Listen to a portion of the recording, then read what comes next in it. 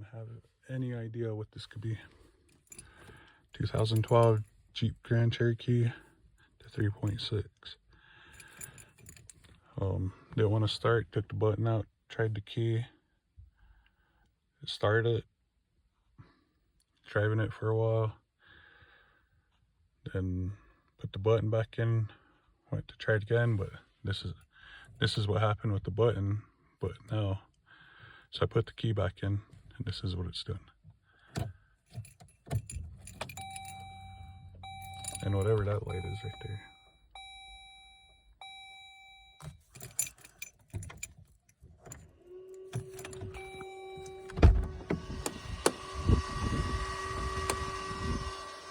Sounds like it started, but not sure.